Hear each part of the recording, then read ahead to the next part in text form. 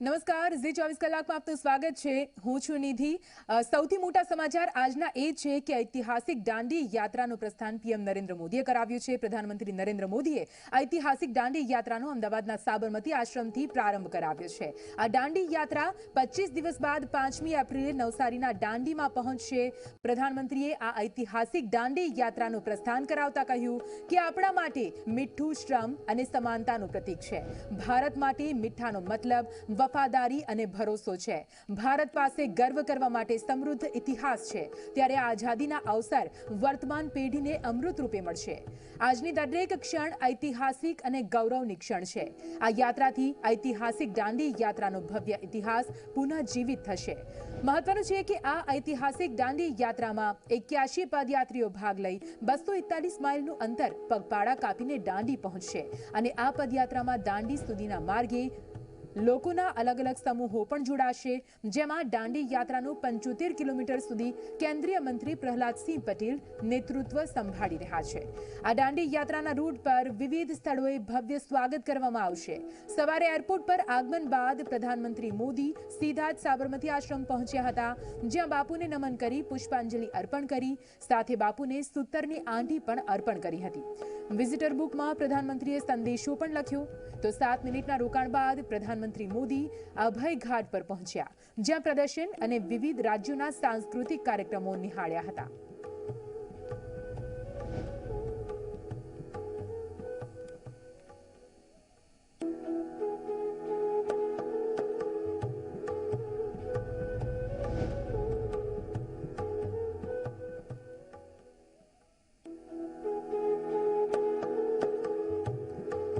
તો આઝાદીનો અમૃત મહોત્સવ પૂરો દેશ ઉજવવા જઈ રહ્યો છે અને તેની વચ્ચે અલગ અલગ દ્રશ્યો આપ જોઈ રહ્યા છો। આજ સવારથી પીએમ નરેન્દ્ર મોદી અમદાવાદ આવી પહોંચ્યા। અમદાવાદ એરપોર્ટ પરથી તેઓ સાબરમતી આશ્રમ પહોંચ્યા હતા, જ્યાં તેમણે સૂતરની આંટી ગાંધીજીને અર્પણ કરી હતી અને તે બાદ તેમણે વિઝિટર બુકમાં પોતાનો સંદેશો પણ લખ્યો।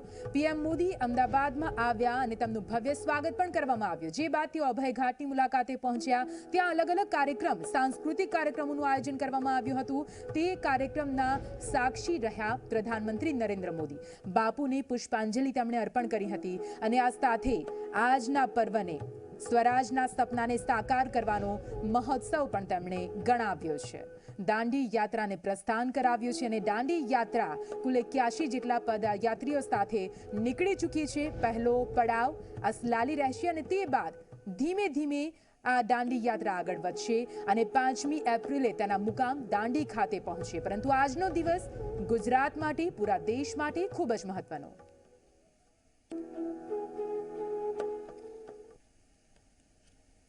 अमृत महोत्सव के 5 स्तंभों पर विशेष जोर दिया गया है। फ्रीडम स्ट्रगल, आइडियाज at 75,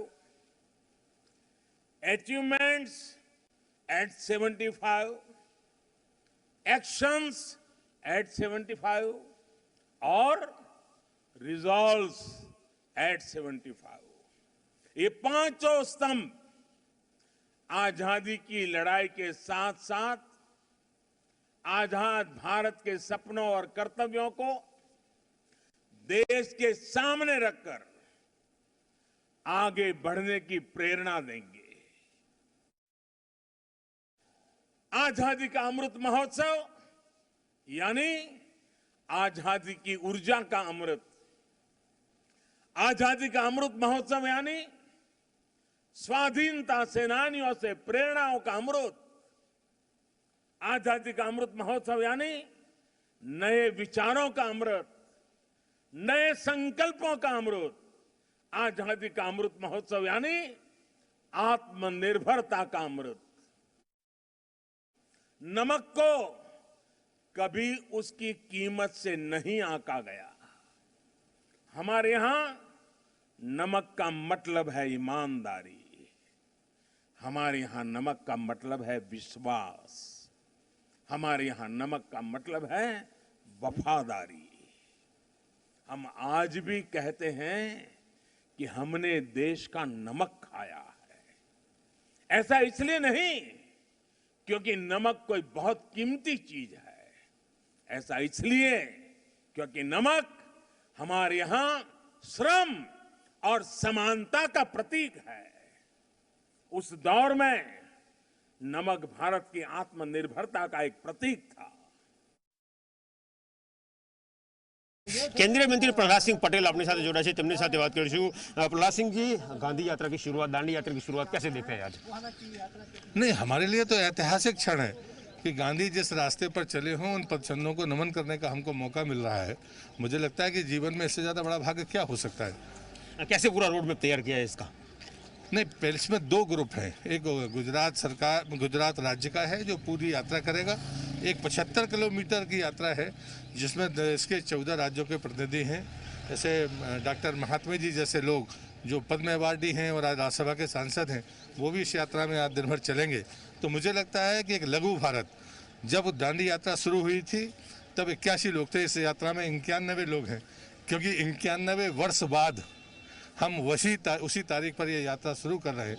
तो मुझे लगता है कि वो 14 राज्यों का जो प्रतिनिधित्व है वो देश में एक आंदोलन के उस संदेश को प्रखरता और ताकत के साथ पहुंचाएगा। कैसा महसूस करते हैं जिस रूट पे गांधी चले उसी रूट पर आप जाने वाले हो? मैं तो उन पदचिन्हों को नमन करने के लिए आया हूं और मैं समझता हूं इससे बड़ा और कोई सौभाग्य नहीं हो सकता।